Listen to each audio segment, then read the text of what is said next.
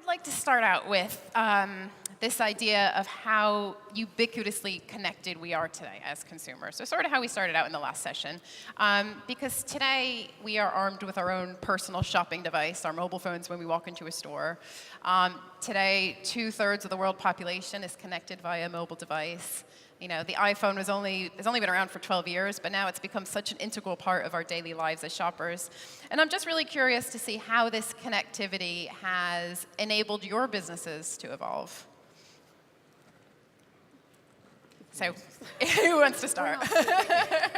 It's a question I think everyone can answer. So, Sure. I mean, should I start a little bit maybe about us and then get into great. that? Maybe, well, I'll answer directly and then say a little bit about the Modist. But I mean, we're an e-commerce platform.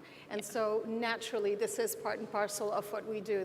We're all about that connectivity with the customer, and it's all about, you know, through the mobile, online, and that digital space. But just a little bit about us. As you mentioned earlier, we're a luxury e-commerce destination that curates over 200 international brands for women who dress modestly.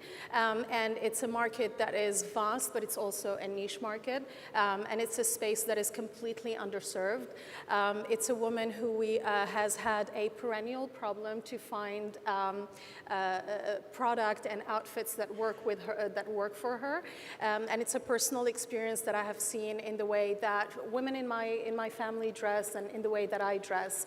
And the platform has also a very strong sense of purpose in that it's all about dispelling a lot of the stereotypes around modesty, which is a word that is loaded with misconceptions and preconceived notions. So we're around kind of, you know, dispelling a lot of that, whether it is, you know, ideas around, you know, oppression or it being boring or dowdy or old-fashioned or linked to a particular religion or region.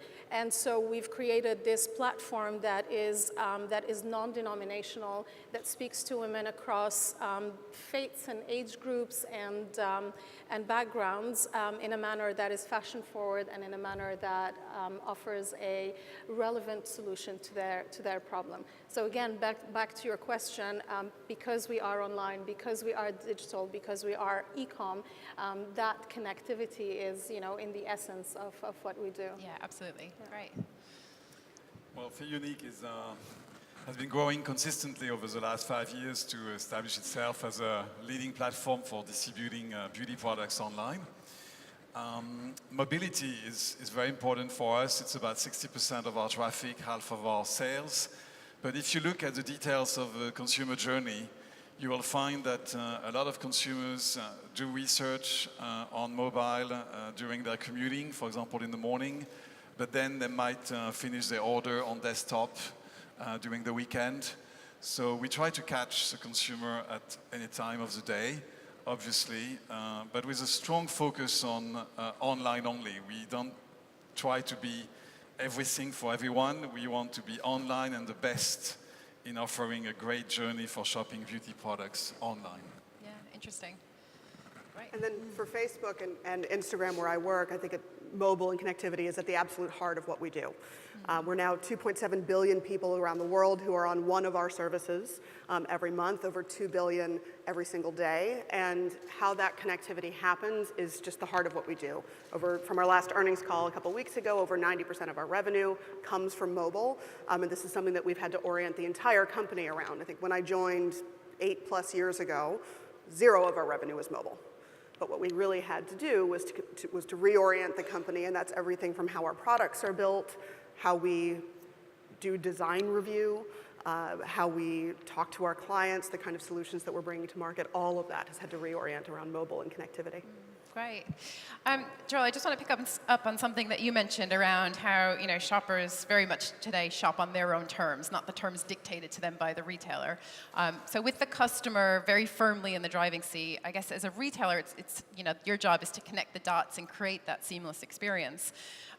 But I think when we take a step back and think about the path to purchase and how many access points we have now as a consumer, it's not just about online or in store. It's mobile, as we said. It's social commerce. e-commerce. It's, being in your kitchen and pressing an Amazon Dash button or asking Alexa to add it to your list. I mean, there's so many different ways to shop. So as retailers, how do you manage that complexity? Well, the key for us is to build a sustainable base of loyal consumers, because the loyal consumers will make the profit of the company. So we don't need to catch everyone, and we don't need to get a share of wallet of everyone, but we need a good group of customers that like Feel Unique, that like the experience, and tend to shop consistently on Feel Unique. So we have invested a lot in content, because we think that in-house exclusive content is very important for beauty, especially tutorials and how to use videos. We have invested in services to reconcile offline, online. We have developed some, I would say, very smart sampling programs before purchasing and after purchasing, and that's a great way for consumers to discover new products. So we're not only a replenishment destination, but we're also a place where consumers are actually discovering products. And we are sometimes imitating what competition is doing well. We launched Feel Unique Unlimited, which is our version of Prime, which is a way of creating stickiness with our customers. So this is really what we do, is just be a good retailer from A to Z, from when the customer is looking at Feel Unique in the first case, all the way to after sale. Interesting. And I think just to touch on your point, I mean, what we talked about in our last session was how retailers today are having to either keep up with or distance themselves from Amazon. And there is an element of keeping up with them because they're constantly improving, the customer experience. But I thought your point around discoverability is interesting, and how, discoverability, curation, there's some sort of key themes across all of you guys. So I guess with beauty in particular, it's quite interesting in that it is discoverability, but there's also an element of replenishment, I suppose, with certain categories. So I guess how do you, if you run out of, concealer, your skin tone isn't going to change. You're probably going to buy the same brand again. So I guess my question is, how do you manage the kind of discoverability with the more functional, I just want this replaced and, as quickly as possible? We're in a category where impulse buying is quite important. It's also a small gift to yourself, or sometimes a gift to someone. And the value of the product is not too high, so customers are ready to take a risk. And actually, what we've seen is that opinions from your peers, someone that you can relate to, it can be an influencer, it can be a family member, it can be someone that has a similar profile, actually is very important in the decision to buy.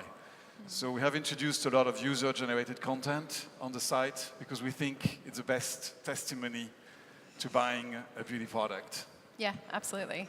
And Ghizlan, this is probably a good chance for you to weave in with sort of what you're doing with influencers and social media, and how that's perhaps enabled you to make modest fashion more mainstream than it was, say, just a few years ago. Sure. I think that, as you rightly mentioned, modesty is a little bit of a topic right now and a bit of a buzzword. But I always say that if we had started the Modist 10 years ago, it would still have been relevant, because there's a real need, there's a real problem, and there is a solution that is required, and we're offering that to this woman in a particular way, and in a way that is delighting her, that again is kind of changing all these stereotypes that she's been seen in and or perceived to be.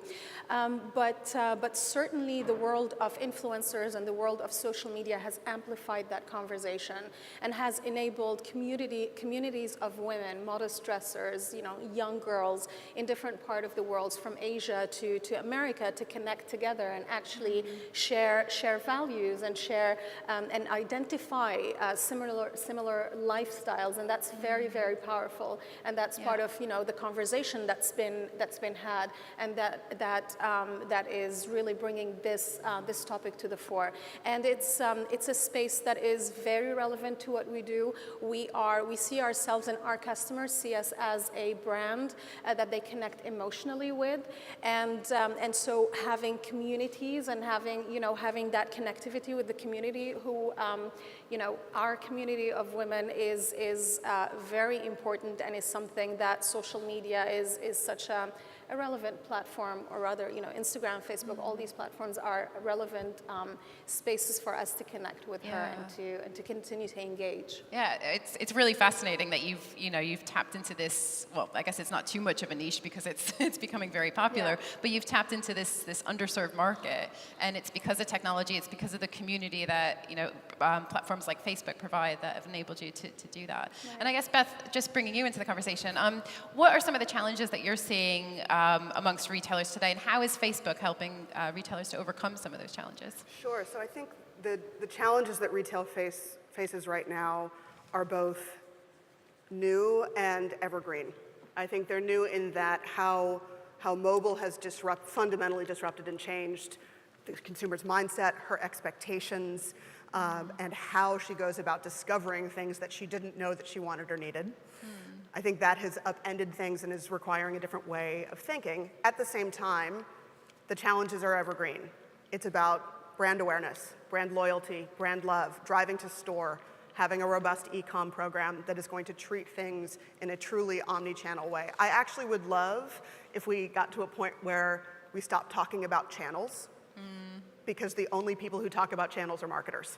Yeah. It's not how a consumer experiences the brand. It's not how she shops. I have one experience if I am buying jeans from the Gap, whether I'm buying it on their mobile app, if I'm buying it on mWeb, if I'm buying it on desktop web, or if I'm buying it in store. I don't consider those 4 different companies. And so it should feel like one cohesive experience. Yeah, so I think where we have been working closest with our retail and e-commerce partners has been on discoverability, on helping some young upstart brands to really grow and get to a point of profitability, and also for established enterprise players to continue to grow their audience, grow their consumer base, and profitably grow the business. Because ultimately it has to be about business results and not conversation for conversation's sake. I think that community piece is really, really critical. For myself personally, 2 of the most useful groups that I am in on Facebook there's one called Beauty Products Aficionados and one's Fashion Aficionados. They're both a couple hundred women. They were both started by a former colleague of mine, and it's conversation about, the woman who started just posted the other day, I just had my 2nd kid and my jeans don't fit the same way because my body has changed. Who else has had this problem? What brands have you gone to? What cut of jean? Or someone who says, oh, I've got this skin issue. Is this particular mask worth the money? It's conversations and connectivity from people who I guess would be considered micro influencers, but they're macro influencers in my life. Yeah. So I think that community piece is huge. And that's what Amazon can't do. Amazon That's can't exactly right. give you that level of that kind of community and that sort of experience. Yeah, I think we were saying this earlier. I think I shop with Amazon a lot, as I think most people in the room do, but I don't do it because I love it. And I don't have an emotional connection. It is a utility. Yeah. And it's really great for the things that I always forget to buy until it's almost the last minute, like dog food. That's always the thing for me. If I need a 50-pound bag of dog food the next day, they're wonderful for that. But I think for everyone else who isn't going to be Amazon and probably shouldn't be Amazon, it's how do you establish an emotional connection with a brand? So I think when you have companies like yours that are finding traditionally underserved communities and helping them feel seen, feel valued, feel recognized, the kind of brand loyalty and brand love that's going to come from that is almost incalculable. And so I will overspend emotionally with brands that I feel are connected to me, that have an ethos that resonates with me, rather than one that's a utility. Yeah, and I guess that translates into beauty as well, because Amazon is trying to make inroads into the beauty category. But a quote that I love from the Glossier CEO, Emily Weiss, she says, "No woman has ever told me that their criteria for best mascara was that it was the fastest or cheapest." And I think that really sums it up, because it is about discoverability and having trust with other users as well. So how do you see Amazon? I mean, I suppose you're slightly more in the firing line than some of the other retailers that we're speaking to, but you offer something different. I mean, I think you've been described as the ASOS of beauty, which I would take as a compliment, given how innovative ASOS is. And, you know, they've got a very clear idea of who they're targeting, which is really important today, because, you know, you can't be all things to all people. I think that's one of the biggest rules in retail. So do you think that's a fair assessment? Do you consider yourself the ASOS of beauty? What are you doing that's different? ASOS is now competing with us. Oh, okay, maybe not a good question. I can't refer anymore to ASOS, but clearly we want to be a vertical specialist in beauty, and we have built over time a great assortment of 500 brands and 32,000 SKUs, so we really offer a very inclusive choice. I think inclusivity is very important in today's world, and especially when you're talking about beauty. Referring to Amazon, never underestimate Amazon. I think that's the first thing. Humility in e-commerce is very important. They are a driving force. They have technology. They have a lot of other revenues now beyond e-commerce. So you need to watch them. They just launched a private label range in beauty. So they really want to make it into that category too.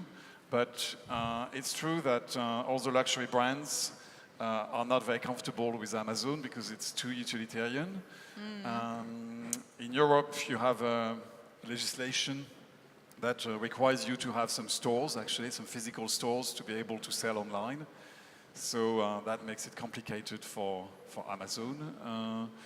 I think on one side, don't underestimate Amazon, but on the other side, don't be obsessed with Amazon. I think you need to be very focused on your customers and just work every day on your customer experience, be very customer-centric, have your employees think customer first all the time, and then you're fine. You will have a good business venture that develops over time, and this is what's happening with Feel Unique. We have a good base of customers that like the journey and the shopping experience on our site. Yeah, great. And Ghizlan, I suppose it's similar for you in terms of, you know, we've talked about curation already, but do you think that this idea that we'll see more and more disruptive specialist e-commerce brands popping up that are, you know, catering to a very specific need or a specific style? And I guess just, you know, think about other brands. I don't know if you know Untuck It, which is a US clothing brand. They do shirts that are designed to be worn, you know, not tucked in, as the name implies. You know, Farfetch, you've got Truva connecting all the independent retailers on one marketplace. So I'm just wondering, how, you know, what's sort of the future? Do you think that big retailers can respond to sort of the trend towards modest fashion, or will it just be more and more independent sort of specialist brands popping up? I mean, what we believe, obviously, is what we do, which is to be a specialist retailer. I mean, I agree with what was said earlier, which is you can't create another Amazon again. I mean, that model happened and it's done. But we're not everything to everyone, and I think that's our value, is the fact that we are very focused, we're very niche, we understand our woman, we only cater to her, and there is more than enough there to you know, to take care of. And I think that the world, or you know, a large proportion of the people out there are valuing more that personalized experience, and you know, going to particular places for a particular product or a particular service, and just getting really, you know, the good value, because the more you understand your customer, the more, you know, you're specialized in what you do, the higher the value add is. So from my perspective, that's how we see things. Yeah. And I guess, Beth, just on the topic of relevance, if you talk about maybe a little bit more about how Facebook goes about advertising and the importance of providing that targeted, relevant content and delivering it to the right people.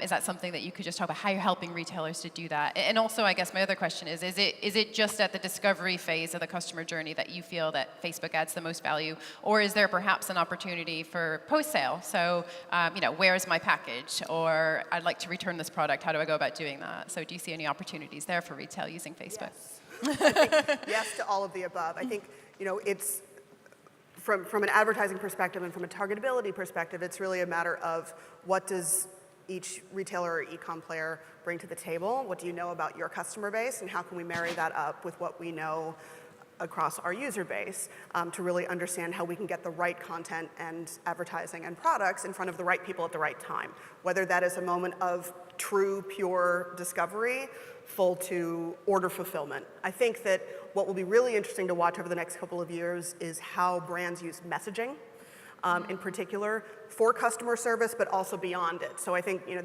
we've had some really interesting cases over the last couple of years where brands have plugged in with Messenger so that you can track your shipment through it, so that you can do cross-sell and upsell. And you've got a brand like Hill City, which is a newly launched brand in October from Gap Inc. It's a men's athleisure brand. It is 100% e-com. There's maybe like half a dozen SKUs in half a dozen Athleta stores in the States. But what they have done is launch that new brand on Messenger.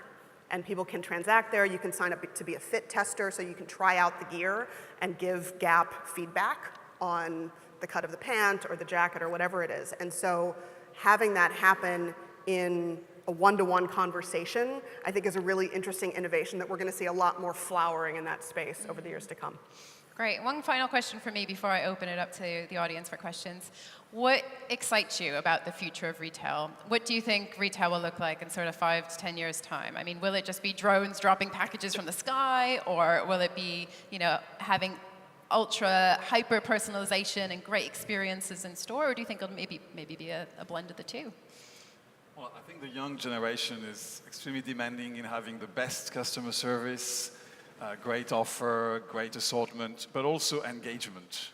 I think a retailer, especially if you are an emotional retailer, needs to connect to the audience.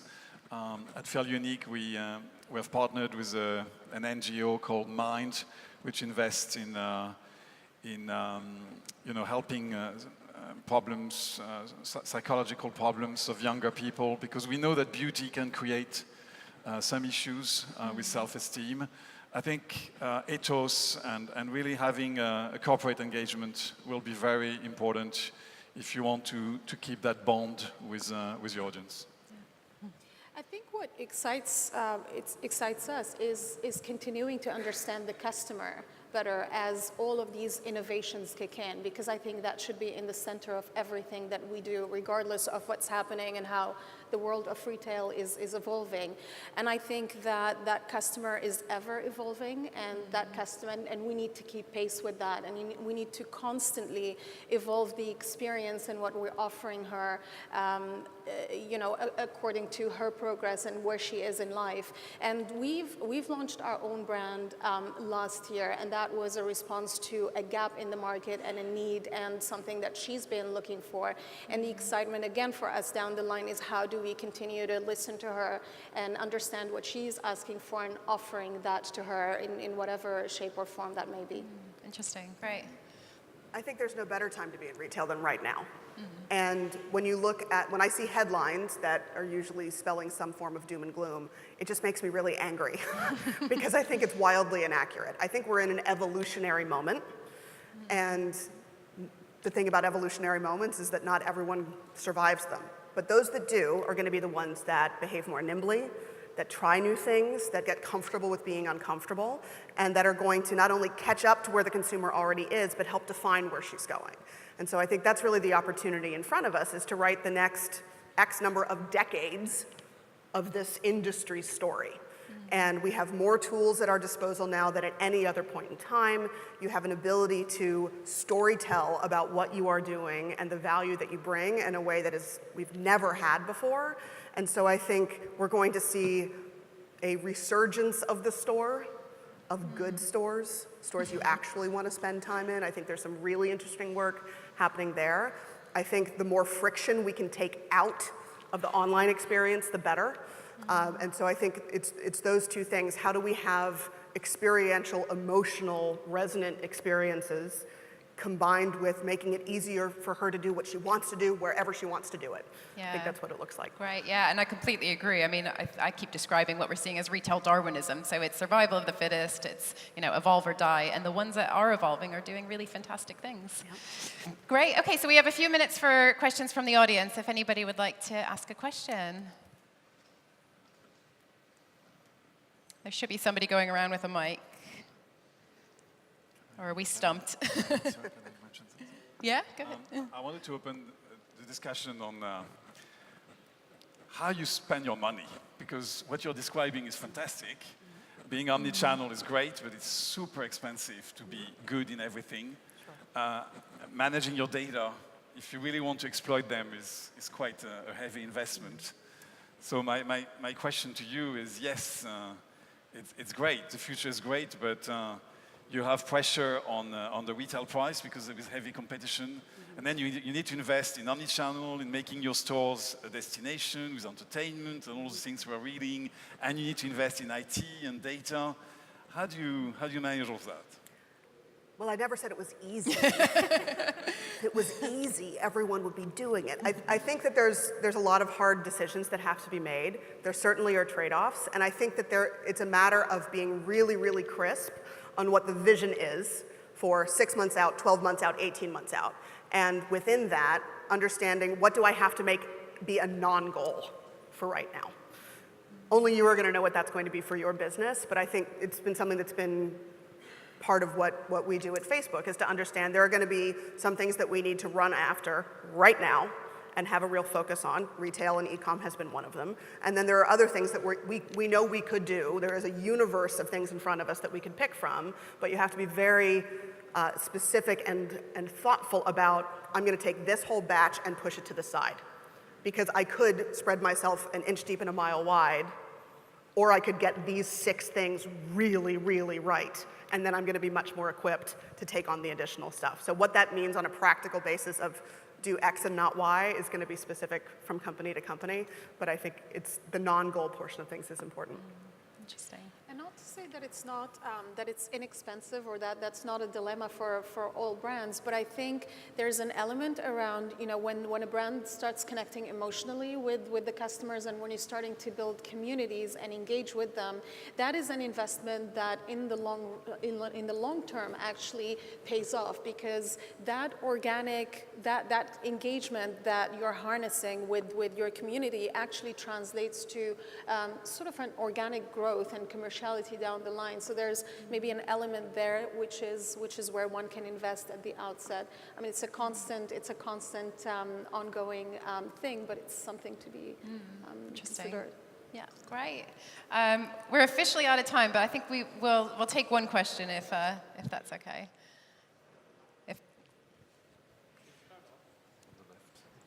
There we go. There we Sorry, go. they turned me off. Thank you, guys. I appreciate the information.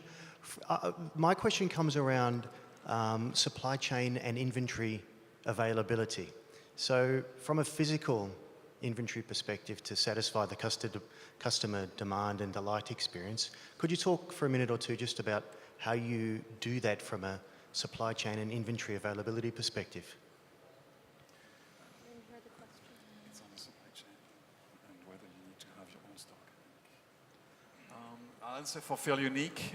We are in a category where the average unit price is under $20, and a typical basket is 3 to 4 products.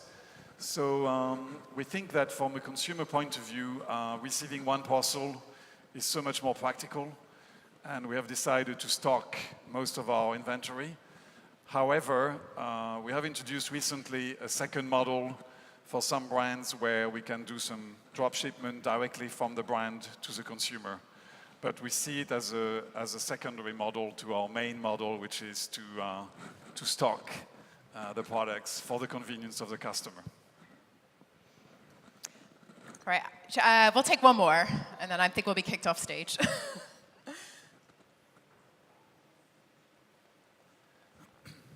Yeah. I have 2 questions. That if you're selling clothes, there is a tendency that, people who want to buy something, they'll order 6 and return 5. And in some cases, they'll even order them to make samples and then return them. So one question is that how do you take care of that for the future? Because your returning costs, the money spent in returning the goods will be quite expensive. The second question is that, Amazon has these features where they can deliver within a few hours. But if you offer a better price and a longer delivery time so that you don't have to maintain inventory in each country. What's your experience in the, if you tell the customer that, okay, you can get a customized shirt, but it'll take you 2 weeks, versus you can get a shirt in, 2 days. In your experience, is that delivery lead time very important or not? So those are the 2 questions. From what, so the first question was about returns. So how are you handling returns? Because it's so difficult for me to hear as well. And the second question was about if you're able to offer a lower price than Amazon, probably more a question for you, Joel. Do you think customers would accept a longer lead time? I can take the returns one. I think for us, what's crucial in the experience is actually to make the returns as easy and as seamless as possible for a customer. We are a platform that caters to a wide market. So we've got the GCC as one of our largest, but then also America. And when you think, for example, of the GCC market, where internet penetration, or sorry, rather e-commerce penetration is at minimal numbers, we're at probably 2 or 3%, then for you to actually habituate that customer to online shopping, you have to offer a very, very easy, frictionless return experience. And actually, when you start looking at the lifetime value of the customer, you start seeing that returning customers, or rather the customers that have a level of returns, are those that actually are habituated to buying online, and they're returning customers. And so it's actually not a bad thing when it's capped at a certain number. So it's something that we look at in a very different perspective, and we don't see it as a negative thing, if it's at a certain number. And yeah, I mean, that's how I look at it. What would be the percentage of returns that you get?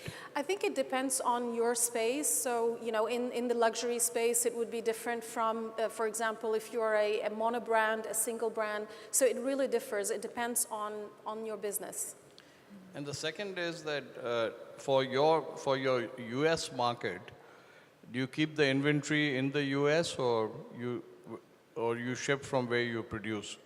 We currently have one warehouse here, but as the markets grow, we certainly think of having a number of different warehouses to optimize, obviously, on that aspect. So when you ship from here, the lead time is acceptable for your US customers? We should have a conversation at the end of the room. Okay. I'm conscious that we're in between lunch. Okay. So why don't we... I'm sorry. That's fine. No, I'm sure Ghizlan can continue the conversation after. So please join me in thanking our guests today. Thank you very much, guys.